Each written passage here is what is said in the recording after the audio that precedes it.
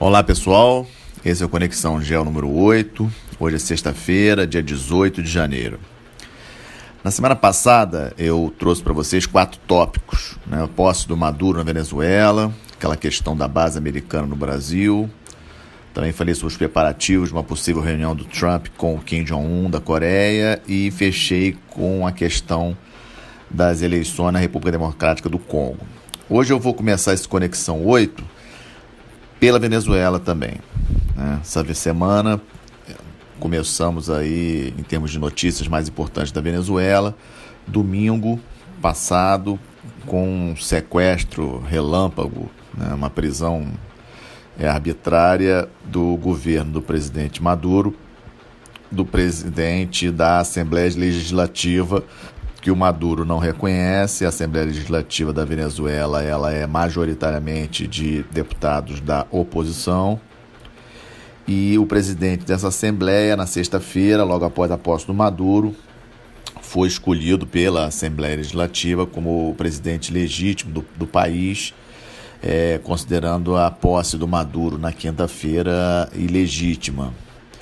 E vários países, incluindo o Brasil, reconhecendo essa legitimidade dessa decisão da Assembleia Legislativa. E aí no domingo o presidente dessa Assembleia Legislativa foi preso por membros do Serviço de Inteligência do governo venezuelano, só que essa prisão foi efetuada numa estrada e foi filmada.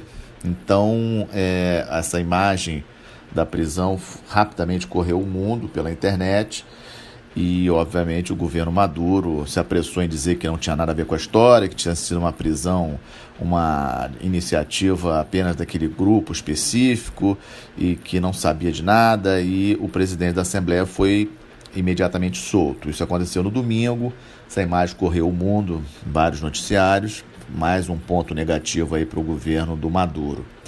E essa semana, na quarta-feira, com o encontro do presidente Bolsonaro com o presidente Macri da Argentina, que eu vou falar mais a seguir nesse podcast especificamente, o tema da questão da Venezuela também foi mencionado.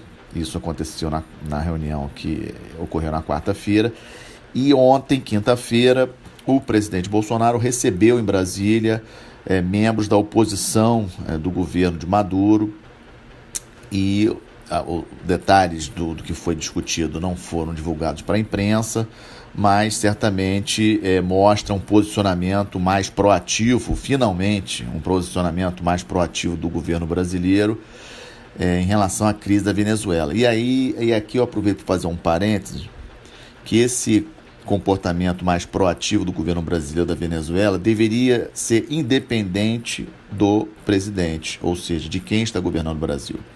É nessa hora que eu combato muito essas questões ideológicas em detrimento das questões geopolíticas. Eu acho que todo Estado, todo país tem que ter claro quais são as questões de Estado, independentemente do governo. E aqui no caso da Venezuela me parece isso bem claro. A questão ideológica, infelizmente, prevaleceu nos governos anteriores do presidente Dilma e do presidente Lula. E acabou, e ficou difícil, ficou nublado, digamos assim. Não, as questões ideológicas eram tão importantes que nublou a percepção do governo brasileiro, à época, da terrível situação para onde a Venezuela estava caminhando. E, como já tinha comentado em podcasts anteriores, acredito plenamente, a minha visão é de que o Brasil tem que assumir um protagonismo nessas negociações, porque a Venezuela faz parte do nosso entorno estratégico, fronteira com o Brasil, e nós somos o país mais um protagonista na América do Sul. E isso aí é importante e nós temos que assumir essa posição. E parece que o governo Bolsonaro está querendo assumir essa posição de protagonismo na questão da Venezuela. Vamos ver para onde caminham essas negociações. Na minha opinião, eu acho que o governo brasileiro deveria seguir essa postura de proatividade para resolver a crise venezuelana, e 2 atores são fundamentais nessa questão, que é China e Rússia. A China emprestou muito dinheiro para a Venezuela em troca de petróleo, só que esse petróleo está difícil de ser pago porque a Venezuela está com seu parque industrial bastante sucateado, então a produção de petróleo da Venezuela tem caído ao longo dos anos. A China não é, por interessante, né? Alguns podem achar o contrário, mas a China não é um dos maiores compradores da Venezuela. Para vocês terem uma ideia, em 2017, números de 2017, a Venezuela foi o 9º maior vendedor de petróleo para a China. O Brasil, por exemplo, vendeu mais petróleo para a China em 2017 do que a Venezuela. O Brasil foi o 7º maior vendedor de petróleo para a China e a Venezuela foi o 9º. Então a China está num problema muito sério com relação à Venezuela, porque emprestou muito dinheiro em troca de barril de petróleo e esse petróleo não está sendo pago, digamos assim, essa dívida não está sendo paga. E com relação à Rússia, um pouquinho diferente, a Rússia ali tem algumas questões também de caráter estratégico, como um contraponto em relação aos Estados Unidos, além de investimento de empresas de petróleo russas dentro da Venezuela. Só que vamos lembrar que a Rússia tem sérios problemas no seu entorno imediato, questão da Ucrânia muito séria para a Rússia, essa questão da aproximação dos países membros da OTAN em volta ali da Rússia, e a economia russa também não está lá essas coisas. A questão da dependência do petróleo é muito importante, o preço do petróleo deu uma caída nesse final de 2018, e isso é muito importante para a Rússia, para a economia russa. Então eu não acredito que a Rússia vá sair em grande defesa aí da Venezuela. Então eu acho que o Brasil, se quer negociar em relação a essa questão da Venezuela, tem que conversar, sentar à mesa com China e com Rússia, para efetivamente, digamos assim, blindar essa proteção, digamos assim, que o presidente Maduro ainda possui. Na minha avaliação, o presidente Maduro não dura até o final de 2019. Tenho percebido por todos esses movimentos já um aumento da participação e da inquietação das elites venezuelanas contrárias ao governo do Maduro, articulando inclusive com alguns membros das Forças Armadas venezuelanas contrários ao governo do Maduro. E aí, para mim, é a chave da questão. A hora que as Forças Armadas venezuelanas, ou parte delas, na verdade, vão conseguir virar o jogo e reconhecer a presidência, não reconhecer mais a presidência do presidente Maduro, reconhecer sim o presidente da Assembleia Legislativa como presidente, convocar novas eleições sobre uma outra esfera de mais democracia, com observadores internacionais, etc. E o grande desafio vai ser como salvar a Venezuela após o governo do Maduro, ou seja, como consertar o país. Por sorte, um país muito rico em petróleo, mas sem sombra de dúvidas, o estrago feito foi muito grande. Vamos ver o que vai acontecer. O ano de 2019 será, sem sombra de dúvidas, um ano muito tenso em relação ao país. O segundo tópico que eu trago para vocês é mais uma semana aí controversa em relação ao presidente Trump dos Estados Unidos.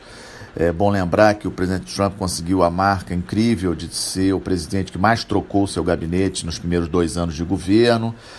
Várias declarações truncadas em relação aos seus assessores. Chama a atenção, inclusive, da dispensa de assessores de peso pesado, como é o caso do secretário de Defesa, o General Mattis, também de seu chefe de gabinete e outros militares que estavam ali no seu entorno imediato. Hoje o Trump, no seu entorno imediato, não tem militares, e eu acredito que, volto a insistir, já tinha comentado isso antes, o Trump passa por um momento bastante delicado do seu governo, essa insistência com relação à paralisação parcial do governo federal americano, chamando a atenção aqui, diferente aqui do Brasil, os servidores americanos, quando não trabalham, não recebem. Então, estamos vendo aí situações assim inéditas, né? Um recorde de paralisação do governo americano em função dessa questão do orçamento, que está bloqueado em função da questão do muro, que eu também já comentei que não concordo. Não acho que o muro, um mega muro separando os Estados Unidos do México, vai ser a solução, porque eu sou da opinião de que a solução é via riqueza mexicana, via desenvolvimento mexicano, desenvolvimento da América Central, investimento nesses países, combatendo a questão da corrupção, que obviamente é uma questão muito séria nesses países, questão do narcotráfico, etc. Desenvolvendo a América Central, desenvolvendo o México, melhorando a questão do desequilíbrio entre ricos e pobres. Eu estou falando aqui no caso dos países, não estou falando dentro dos países, mas entre países. Os Estados Unidos é um país muito mais rico do que os seus vizinhos, isso obviamente tem um poder de atração muito grande, e acredito que a solução do muro não seja a melhor. Ontem o presidente Trump fez um pronunciamento onde lançou uma nova estratégia dos mísseis estratégicos americanos. Vamos lembrar que os Estados Unidos e os outros países membros permanentes do Conselho de Segurança da ONU têm nos mísseis balísticos a sua principal arma, digamos assim, de defesa, mas o foco da apresentação do Trump foi em relação à parte de defesa do país contra ataques de mísseis de outros países. Então falou sobre armas novas, possível instalação de armas em satélites para poder destruir mísseis sendo lançados contra os Estados Unidos e coisas do tipo. Hoje a mídia tem vários artigos falando sobre isso, sobre essa declaração de ontem, a maioria deles dizendo que algumas coisas que o presidente Trump falou, na verdade, ainda nem tem tecnologia pronta para fazer, para ocorrer, ou seja, para eles conseguirem interceptar esses mísseis com essa efetividade que o Trump falou. Mas também chama atenção para o discurso dele de ontem, que ele voltou a tocar no ponto daquela questão dos 2% do produto interno bruto dos países da OTAN para a defesa. Lembrar a vocês que isso aí foi um acordo já de alguns anos, ainda na época do presidente Obama, em que os países da OTAN se comprometeram a fixarem 2% do PIB, do produto interno bruto, seus orçamentos de defesa. E o Trump, nessa questão, ele está certo.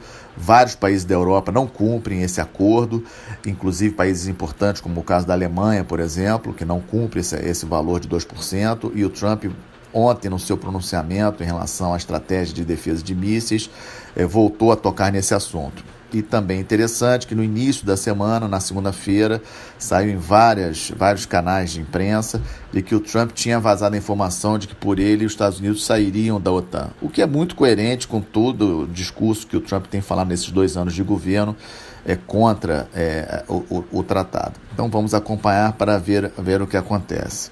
O terceiro tópico que eu trago para vocês é a questão do Brexit, mais um impasse. Na terça-feira, Theresa May sofreu uma derrota assim, histórica. O seu acordo não passou no parlamento britânico. Na quarta-feira teve um voto de confiança no seu governo, ela conseguiu passar, ela conseguiu se manter no governo por uma margem muito pequena, apenas menos de 20 votos a favor da permanência da primeira-ministra, da confiança do parlamento da primeira-ministra, e ela agora vai ter que renegociar. A União Europeia fala que não mexe mais no acordo, e a situação está realmente no impasse. Muito assim, é uma situação inédita, não me lembro nesses meus anos aí de estudos, uma situação como essa, um impasse total, não se sabe o que vai acontecer, tudo pode acontecer, inclusive um novo plebiscito. A data marcada de saída do Reino Unido da União Europeia é 29 de março e hoje não temos não existe um plano de saída. E a não existência de um plano de saída pode ter várias repercussões, principalmente a questão da economia, é um tema que sem dúvida ainda vamos ter que acompanhar, principalmente nessas próximas semanas, até março, pelo menos, 29 de março, quando é a data de saída do Reino Unido do Brexit, da União Europeia, perdão. O quarto e último ponto que trago hoje para vocês, reunião do presidente Bolsonaro com o presidente Macri na quarta-feira, uma reunião importante, primeiro presidente que visita o presidente Bolsonaro.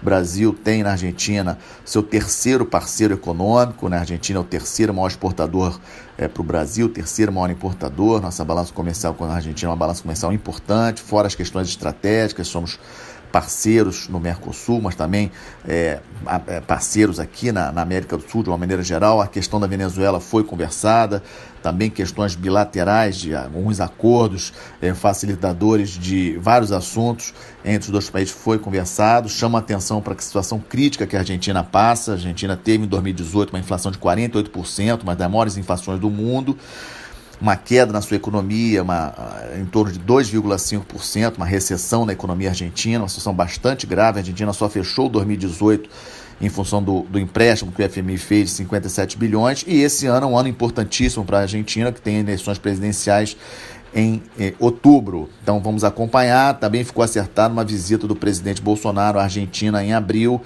Fiquei satisfeito com esse encontro. Acho muito importante os laços entre Brasil e Argentina serem mantidos o mais estreitos possível. Não queremos uma Argentina com problemas na nossa fronteira, um país importante na América do Sul. Para a semana agora, estamos atentos principalmente a 2 eventos. Hoje em Washington, O negociador-chefe da questão nuclear da Coreia do Norte está se encontrando com o secretário de Estado americano, Mike Pompeo, talvez até encontre o presidente Trump, essa possibilidade. Então deve ser anunciado quando será a segunda reunião entre Trump e o Kim Jong-un, presidente da Coreia do Norte, para ver se avança essas negociações em relação ao desejo dos Estados Unidos de desnuclearizar a Coreia do Norte, o que eu acho bastante difícil de acontecer, é um tema bastante importante, vamos acompanhar. E na terça-feira, o presidente Bolsonaro abre o Fórum Econômico Mundial, um evento importantíssimo, vários líderes de economias do mundo inteiro se reúnem lá em Davos, na Suíça, e o Bolsonaro vai abrir o fórum na terça-feira. É um evento importante, vamos acompanhar com atenção. O evento em Davos vai de terça até sexta-feira da semana que vem. Esse foi o nosso podcast número 8. Desejo a todos um bom final de semana e uma boa semana. Lembrando a todos que estamos também no Facebook e no Twitter. Todos os podcasts estão no YouTube e também no Spotify. Obrigado.